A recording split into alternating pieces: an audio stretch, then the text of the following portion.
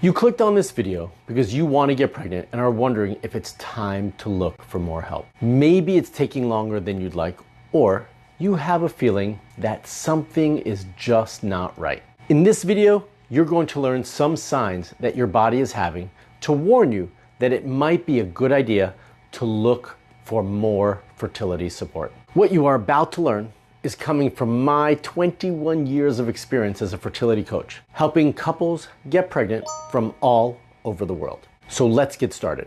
All right, so there are many factors that are going to influence your decision on when to look for additional help and potentially who you're going to look for that help from. The first thing that we all need to talk about is just some regular statistics. And these statistics are specifically around age. Okay, so if you are 35 and younger, then in general, what the Medical Association is recommending is that you have been trying for a year of unprotected intercourse without success before you go to get additional support. And if you were to call your OB while you're trying to get pregnant over the course of that year, typically they ask, how long have you been trying? And they'll say, you know what, you've been trying for 9 months, so why don't you try for 3 more months and then call us when that year's time is up. And if you're not pregnant, then we can move forward with some testing. That's number one. Number two, the other statistic is over 35. So if you're over 35 years old and you've been trying for 6 months or more, then the suggestion is also to seek out some additional support. And then if you're over 40, then in general, we're going to recommend that if you've been trying for 3 months without success, that you look for some additional support and reach out to a specialist. Now, this is all just general advice, right? And I do believe that it's going to be different for each one of you because there's lots of different factors and variables that each one of you will look at a little bit different and prioritize a little bit differently throughout your whole fertility journey. And so these are things that absolutely need to be accounted for also as you're trying to make that decision about when you look for more help. So the first one is just family planning. When did you want to have children? How many do you want? And in what age time frame, right? It's like some of you might have said, well, I'd like to have 2 children, but I'm okay having them whatever time frame. Others might say, I really want those 2 children to be before I'm 35. So all of that's going to be dependent on you guys as a couple and the conversations you have. And if you have not had this conversation about 1, wanting children, 2, how many children you want, and when you want these children, and by what age in your time frame, then I suggest you start there as a couple, that you have this conversation so you can start to family plan moving forward and make better, appropriate decisions for yourselves. The other variable that's going to impact your timing in terms of looking for more help and kind of, again, along the family planning side of things, which I just mentioned to you, is how many children do you want? Making decisions and planning because you want 1 child versus 4 children is very different. And I've had those conversations with couples many times, and we're having different conversations, right? You're also having those different conversations, not just based on the amount of children you want, but your age. So that's another variable that needs to be accounted for. How old are you? How old do you want to be when you have children? How old do you want to be when you stop having children? Those are real things to think about. And so again, if you have not had those conversations or those thoughts, then I would suggest actually starting by each one of you having those thoughts and writing them down, journaling on your own, and then coming together as a couple, sharing what you both wrote down, seeing if it matches. And if it doesn't, then where are you guys going to meet? Right? How are you going to come to terms with what each other wants so that you can have, the family that you deserve? Another piece on making this decision is your medical history. That's right.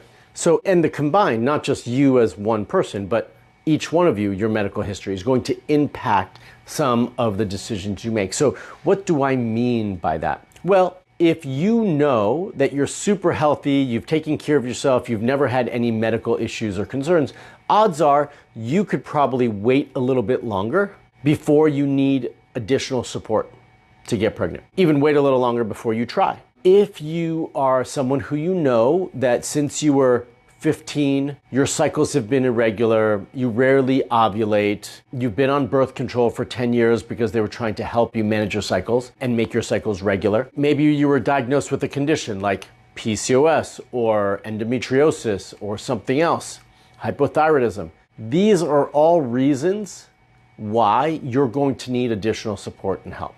And so if you have an existing medical condition or multiple, then that is a reason to seek out help a little bit sooner. So maybe those time frames that I laid out in the beginning, right? If you're under 35, 35 and older, or over 40, maybe those time frames don't necessarily apply to you because you know that you have a condition that needed support in the past and needs support moving forward. And if you don't address that now, then it's only going to set you back. So that would be a reason why you actually look for and seek out additional support sooner than you would otherwise, right? Maybe in that case, if you are 35 and older, maybe you're not waiting 6 months. Maybe you're waiting 3 months in that situation, and then you're going to get some additional support, or even sooner than that, because you know that you need it to be successful and to help manage your hormones and your reproductive function. So those are things that you need to consider as you are making this decision. Another piece of around the medical history side of things is, are your menstrual cycles regular? If you have a regular menstrual cycle and you're ovulating regularly and you have a healthy bleed, then that might be a reason to give you a little bit more time. And you might not necessarily have to jump out and look for support sooner. But if your cycles are irregular, you don't ovulate regularly, your menstrual bleed is not the ideal menstrual bleed, so it's not bright red, it doesn't last for 3+ days, you have PMS, you have lots of clots, a lot of pain. These are reasons to look for additional support. So your menstrual history, your medical history, and your family history. Is there a family history that's important that needs to be accounted for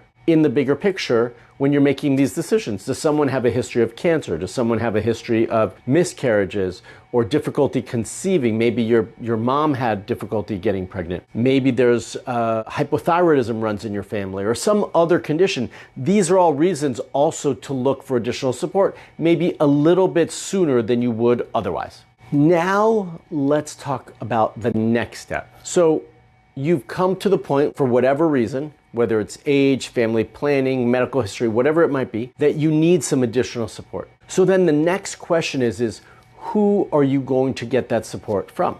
So the support is going to look different depending on what you want support for and how you want to achieve those results. First and foremost, do you want to try naturally? Are you open to IUI? Are you open to IVF and beyond? Depending on how you answer those questions will depend on the type of support that you need or the combination of support that you need. Certainly if you're trying naturally, then you're going to look for different support than if you're going to do IVF, right?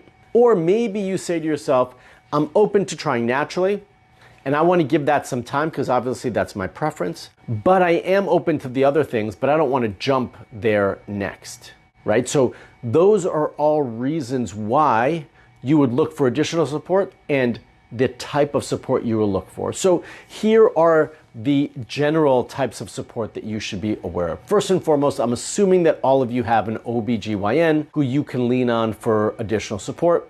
Not all OBGYNs are created equal, and you might need to look for somebody else if the one you're working with isn't giving you the support you need. And what do I mean by that? Well, they're going to be caring. They're going to be supportive of the path you want to go down. They're going to help you assess your situation through diagnostics, tests, and ultrasounds and whatnot. And they're going to be on your side to support you. So if you don't have an OBGYN that fits into what I just described, then you might need to look for somebody else. Then outside of that, now we're starting to look for specialists. If your goal is to get pregnant naturally, I want to let you know that going to an IVF clinic, their specialty is not getting pregnant naturally. Their specialty is getting pregnant through IVF. So if you want to start by trying to get pregnant naturally, then my suggestion is you reach out to someone who focuses on that. So we focus in my program, the Hope Fertility Program, focus on supporting couples to get pregnant naturally. That's my focus and goal, okay? But it doesn't work for everybody, but I do believe it's the first start for many of you. It allows you to get the initial assessment and understanding for what's going on in your specific case, all the testing that's necessary, get a foundational understanding, root cause understanding, get a personalized plan, and give you all the tools that you need to move forward on the next step to try to get pregnant naturally. And then we give you a certain amount of time, right? Like, how much time do you want? Whether that's 3 months, 6 months, 9 months, a year, whatever that is, we're going to follow through with that so that you can get pregnant during that time. And if you're not pregnant at the end of that time, then we move on to the next phase, which is either IUI or IVF. But at least by starting on the natural route, you'll be better prepared to be more successful on those next paths, whether IUI or IVF, when you do attempt to go down that road. So I believe that's the place for everyone to start. But let's just say that's not for you and you want to start with IUIs or IVF. That's when you would look for an IVF clinic to support you, to start down that path so that you can try IUI or IVF to be successful. Those are the steps that I believe everybody should be taking. And those are the different options we have when it comes to evaluating our specific situation and getting the proper support that you need. But I know many of you still have questions about how to understand more about what you should expect for yourself, what you should be tracking to know if things are functioning properly, and to know if what you're doing at home is working, or if you're giving it the best chance at home for it to be successful. So I have 3 videos that I want you to check out if you haven't already checked them out. So the first one is just the basics, like, where do I start? What is it that I need to know? And I go deep into this, and I shared this video a few weeks ago, and I'm going to share it here again for you to check out if you haven't already checked it out. The second video is one that is extremely popular, one that's really important for all of you, which is, what sexual position do you need to try at home to be successful? I know that might sound silly or simple, right? But it's not. And I go in depth about that in this video that I'm going to leave for you as well, for you to check out. And I think many of you are going to give what you've been doing at home a second thought, maybe change things up to see if you can get better results. And the last video I want to share with you is, if you need a little bit of hope and motivation to keep going down your path and your journey and not give up, then I want to share a success story, what I call a story of hope, from a woman that I have supported in my Hope program that I believe will be inspiring for you. And I'm going to leave that here as well. Now I want to hear from you. What did you like about this video? What was new for you in this video? And what is your next step on your fertility journey? Comment below and let me know. I'm going to leave a video for you here as well so you can learn more about your hormones and the hormones you need to test and why, so you can also learn a little bit more about your fertility and make proper decisions. If you want my help and want me as your fertility coach, remember to apply to qualify for my Hope program using the link in the description below. And until the next video, stay fertile.